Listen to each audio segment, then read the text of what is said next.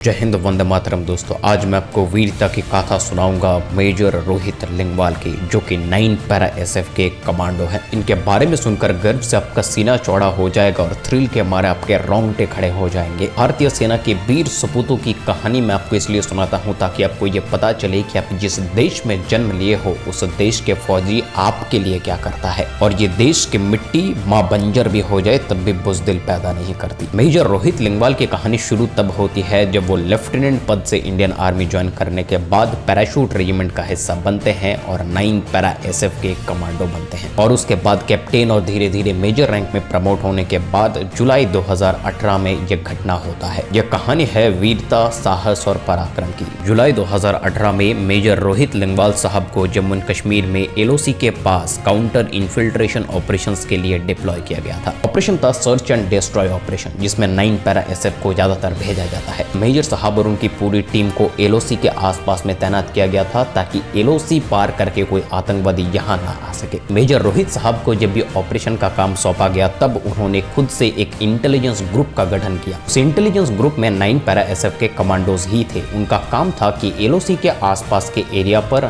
नजर रखना कि कब आतंकवादी एलओसी पार करके यहाँ आ रहे हैं। एलओसी यानी कि लाइन ऑफ कंट्रोल, जो कि पीओके और भारत को अलग बनाता है। और इसी इंटेलिजेंस टीम ने एक दिन रोहित साहब को आकर ये न्यूज देता है कि एलओसी के आसपास में एक बड़े आतंकवादी के ग्रुप रिसेंटली एक्टिव हुआ है और उनका टारगेट है एलओसी के आसपास में रहने वाले मिलिट्री कैंप्स पर हमला करना। उसके लिए वो आतंकवादी ग्रुप पूरी तरीके से एम्यूनिशंस और ट्रेनिंग और तैयारी कर रहा है। खबर मिलते ही मेजर साहब ने अपनी टीम को लीड करते हुए एलओसी के ओर आगे बढ़े। 2 दिन तक उन्होंने न कुछ खाया न कुछ पिया, बस आतंकवादी के पीछे लगे हुए थे। आप जरा सोचो, जम्मू एंड कश्मीर के एलओसी के पास का एरिया बहुत ही दुर्गम है। ये वो एरिया है जहां पर पहाड़ी जंगल होते हैं। जंगल अपने आप में ही बहुत ही ज्यादा चैलेंजेस लेकर के आते हैं, साथ में पहाड़ी जंगल उससे भी ज्यादा चैलेंजिंग होता है। उस सिचुएशन पे भी सारा दिन और रात चलने के बावजूद मेजर साहब और उनकी पूरी टीम ने कुछ खाना नहीं खाया था। थोड़ा बहुत जो खाना वो लाए थे वो सभी के लिए सफिशिएंट नहीं था। 2 दिन तक वो आतंकवादी को ढूंढते रहे, लेकिन आतंकवादियों का कोई पता नहीं चल पाया।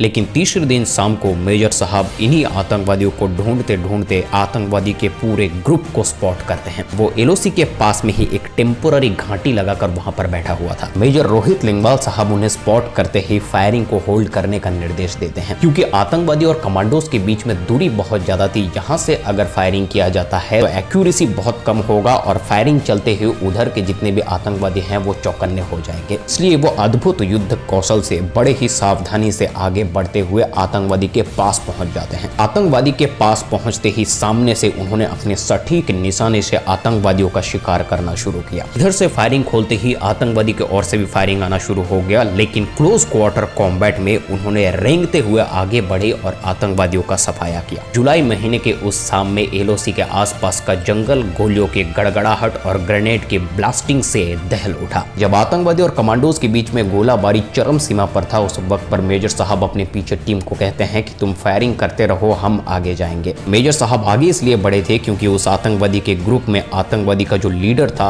वो भी साथ में था। उन्होंने उसी लीडर को ढूंढने के लिए रेंगते हुए आतंकवादियों की ओर आगे बढ़े। आगे बढ़कर एकदम सामने से जब आतंकवादियों के लीडर को रोहित लिंगवाल साहब स्पॉट करते हैं तो तुरंत उनके सिर में गोली मारते हैं। जब आतंकवादी के लीडर का शिकार हो जाता है तब कुछ आतंकवादी वहां से भाग निकलते हैं, कुछ को मार दिया जाता है। और आतंकवादियों को भागते देख 9 पैरा एसएफ के हर एक कमांडोज उनके ऊपर टूट पड़े। अपने अपने कवर से बाहर निकलकर वो आतंकवादियों को चेज करने के लिए आगे बढ़े। रोहित लिंगवाल साहब की जोश, जुनून और साहस देख करके उनकी टीम के अंदर भी एक आग से लग गई थी आतंकवादियों को खत्म करने का। इस भयानक मुठभेड़ में कुछ आतंकवादी भागने में जरूर सक्षम हुए, लेकिन ज्यादातर आतंकवादी को मौत के घाट उतार दिया गया। कट्टर आतंकवादी के एक बड़े लीडर को मेजर रोहित लिंगवाल साहब ने एलओसी के पास में ठोक दिया। मेजर रोहित लिंगवाल साहब की इस अद्भुत वीरता, साहस, पराक्रम और उत्कृष्ट युद्ध कौशल के लिए उन्हें शौर्य चक्र से सम्मानित किया गया है। इनके बारे में जितनी बार हम सुनते हैं या बताते हैं, मेरा सीना गर्व से चौड़ा हो जाता है, क्योंकि मेजर रोहित लिंगवाल साहब इसी देश के रहने वाले एक कमांडो हैं। ये देश मेरा, आपका और उन सभी भारतवासियों का है जो इस देश से प्यार करते हैं, इस देश को सम्मान करते हैं।